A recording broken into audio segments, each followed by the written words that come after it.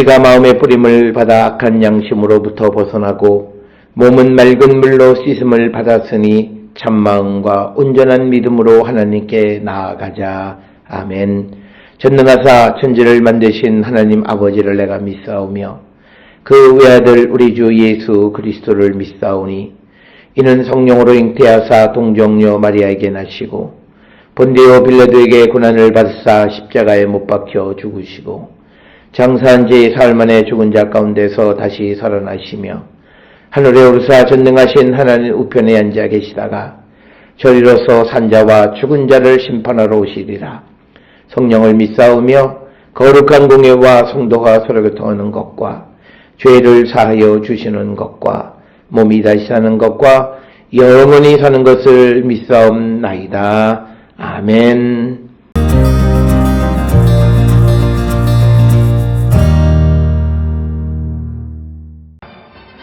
아비멜렉이 데베스에 가서 데베스에 맞서 진치고 그것을 점령하였더니 성읍 중에 견고한 망대가 있으므로 그 성읍 백성의 남녀가 모두 그리로 도망하여 들어가서 문을 잠그고 망대 꼭대기로 올라간지라.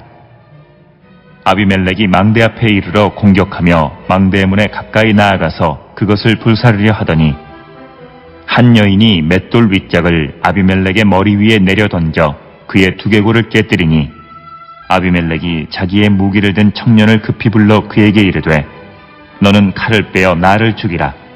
사람들이 나를 가리켜 이르기를 여자가 그를 죽였다 할까 하노라 하니 그 청년이 그를 찌르매 그가 죽은지라. 이스라엘 사람들이 아비멜렉이 죽은 것을 보고 각각 자기 처소로 떠나갔더라. 아비멜렉이 그의 형제 70명을 죽여 자기 아버지에게 행한 악행을 하나님이 이같이 갚으셨고 또 세겜 사람들의 모든 악행을 하나님이 그들의 머리에 갚으셨으니 여룻바알의 아들 요담의 저주가 그들에게 응하니라.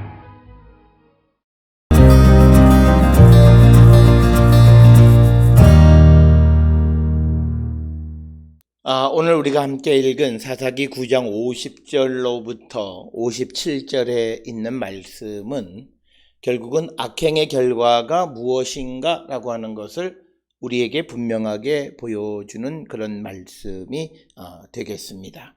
특별히 오늘 우리에게 주시는 이 본문의 말씀을 통해서 보면 이제 아비멜렉이 더베스에 가서 더베스에 맞서 진을 치고 그것을 점령할 때에 그 53절에 보면 한 여인이 맷돌 윗짝을 아비멜렉의 머리 위에 내려 던져 그의 두개골을 깨트렸다라고 하는 겁니다. 그래서 이제 아비멜렉이 자기의 무기를 든 청년을 급히 불러서 자기를 죽여달라라고 해서 결국은 아비멜렉이 죽음으로 그가 하나님의 허락을 받지 않는 왕이 되고자 했던 그 욕망이 실패로 끝나는 내용이 오늘 주시는 사사기 9장 50절로부터 57절의 말씀이 되겠습니다. 50절에 등장하는 더베스라고 하는 지역은 오늘날 우리가 투바스로 세겜 북동쪽 약 한 16km에 위치하는 그런 곳에 위치하고 있고 세겜과 도단을 연결하는 중요한 교통의 중심지에 위치하고 있는 곳이 더베스다라고 하는 곳입니다. 그래서 이 더베스로 진격을 해서 그것을 점령하는 것에 초점이 맞춰져 있는 것이 아니라 이 더베스의 그 성을 점령하려고 하는 시도를 통해서 결국은 아비멜렉이 그 맷돌에 맞아서 부상당하고 그 후로 죽었다라고 하는, 그래서 그의 음모가 이 실패로 끝났음을 우리에게 보여주는 겁니다. 그런데 51절에 성읍 중에 견고한 망대가 있으므로 그 성읍 백성의 남녀가 모두 그리로 도망하여 들어가서 문을 잠그고 망대 꼭대기로 올라갔습니다. 그러니까 이제 아비멜렉이 더베스를 공격해서 진을 치고 그것을 점령하니까 성읍 가운데에 있는 견고한 망대로 사람들이 전부 다 들어가서 문을 잠그고 망대 꼭대기로 피신했다라고 하는 것입니다. 그렇게 되니까 52절에서 아비멜렉이 망대 앞에 이르러 공격하며 망대의 문에까지 나가서 그것을 불사르려고, 그래서 불살라서 망대에 있는 사람들을 다 몰살시키고자 했던 겁니다. 그랬는데 53절에 한 여인이 맷돌 윗짝을 아비멜렉의 머리 위에 내려 던져서 그의 두개골을 깨뜨렸다라고 하는 거죠. 즉 이 이야기는 이제 더베스의 망대에 피신해 있는 사람들을 정복함으로써 어찌 보면 아비멜렉은 자기의 복수전을 마무리 지으려고 했던 바로 그 직전에 하나님께서 그 여인을 통해서 악행을 행했던 아비멜렉을 심판하시는 내용이 오늘 우리가 본 50절로 57절의 말씀입니다. 따라서 오늘 주시는 이 본문의 말씀에서 악한 일을 행하는 자들에 대한 하나님의 심판을 우리에게 분명하게 보여주는 것으로서 우리가 이 땅을 살아갈 때에 우리는 항상 선을 행하며 살아가는 자들, 바르고 의롭고 정직한 일을 행하는 자가 되어야 함을 우리에게 강조하고 있는 그런 말씀이 되겠습니다. 자, 그렇게 부상을 당하자 54절에 아비멜렉이 자기의 무기 든 청년을 급히 불렀다 이렇게 되어 있습니다. 오늘 주시는 본문에 청년이라고 번역한 것은 나알이라고 하는 것. 여러 차례 말씀을 드렸습니다만 이 나알은 청년이라고 번역하는 것이 맞아요. 그러나 가끔 이것을 소년이라고 번역하는 것은 전쟁의 상황과 본문 상황에 맞지 않는 번역인데 오늘 54절에서 무기를 든 청년으로 번역한 것은 잘 번역했고 이 청년의 의미는 군인이라고 하는 뜻이죠. 그래서 그에게 이르되 너는 칼을 빼어 나를 죽이라. 사람들이 나를 가리켜 이르기를 여자가 그를 죽였다 할까 하노라 하니 그 청년이 그를 찌르매 그가 죽은지라. 그러니까 아비멜렉이 청년 보고 자기를 죽이라고 한 것이 이 아비멜렉이 여인의 맷돌짝에 맞아 죽은 사람이라는 소리를 듣기 싫기 때문에 자기를 죽이라 이렇게 이야기한 것이고, 이것은 마치 부하의 손에 죽은 사무엘상 31장의 사울의 죽음에서도 비슷한 상황을 엿볼 수 있습니다. 따라서 아비멜렉은 결국은 마지막에 자기의 무기를 든 청년에 의해서 살해를 당했다. 그래서 그 청년이 그를 찌르매 그가 죽은지라. 그래서 여기에서 핵심은 54절에 그가 죽은 것, 즉 하나님의 심판이 그에게 임했다라고 하는 겁니다.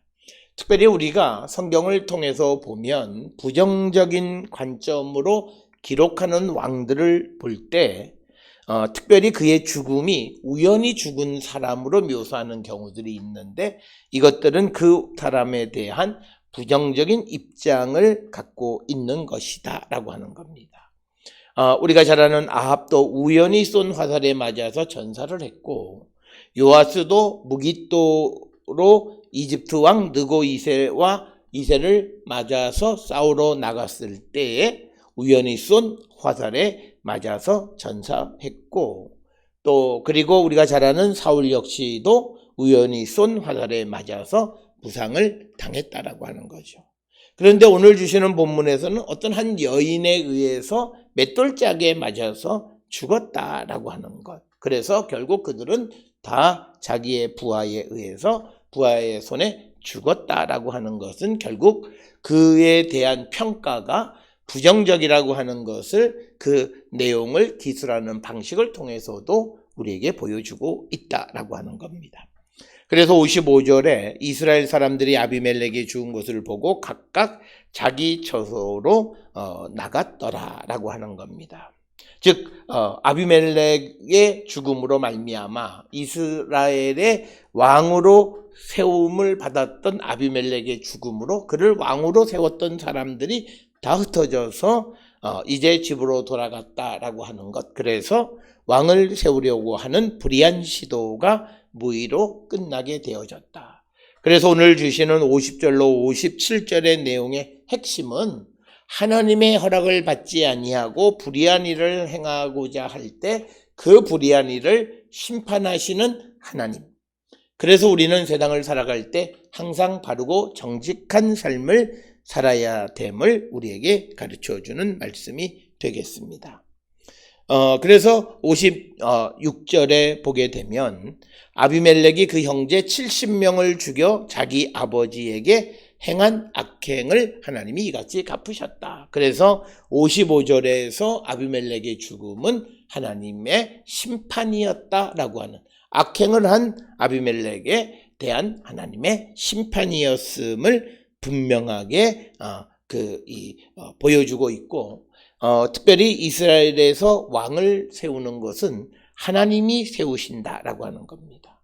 그래서 우리가 신명기 17장 15절에도 보면 이스라엘의 왕은 하나님이 택하신 자라야 왕이 되어질 수 있다, 이렇게 기록이 되어져 있지만 아비멜렉은 이제 자기 스스로 왕이 되고자 했던 그 불의한 일이 하나님의 심판으로 마무리되어졌다라고 하는 겁니다.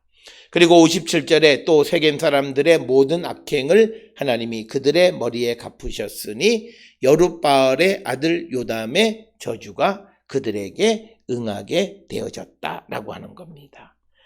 그래서 그 요담은 사사기 9장 20절에 아비멜렉에게서 불이 나와서 세겜 사람들과 밀로 사람의 집을 살을 것이요 또 세겜 사람들과 밀로의 집에서도 불이 나와 아비멜렉을 살을 것이다. 그래서 아비멜렉 그리고 세겜 사람, 밀로 사람 모든 불의에 참여했던 사람들에 대한 하나님의 심판이 그대로 응했다라고 하는 겁니다.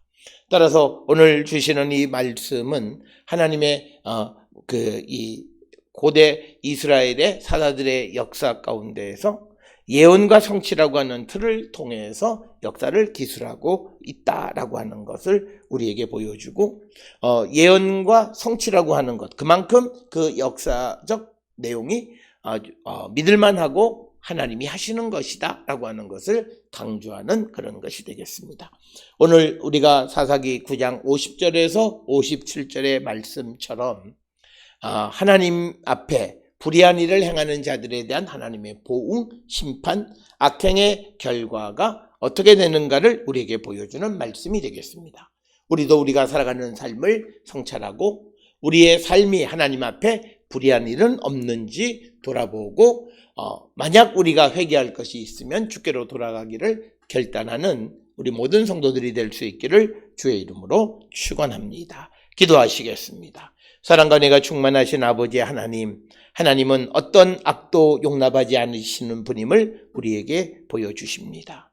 오늘 주시는 이 말씀을 통해서 우리도 하나님 앞에 정직한 일, 하나님이 인도하시고 이끌어 가시는 일에 우리가 순종하는 삶을 살아가고 있는지 성찰하고 주께로 돌아가기를 결단하는 저희들 되게 인도하여 주시옵소서.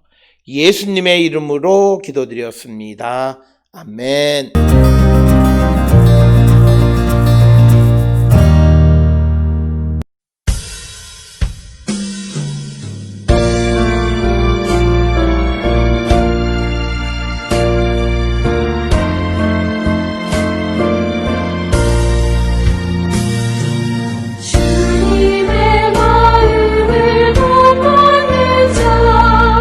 그 맘에 평강이 찾아오는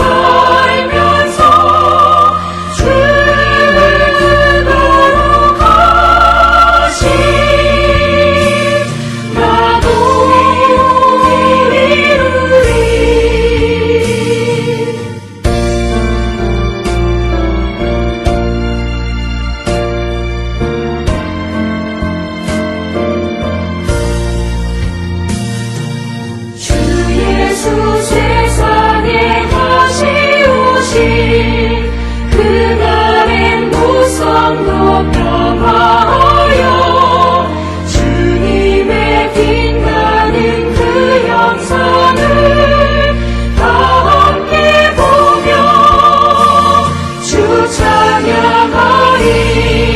주님의 은혜는 온바다 살면서 주님을 거룩하시. 나도 이루리.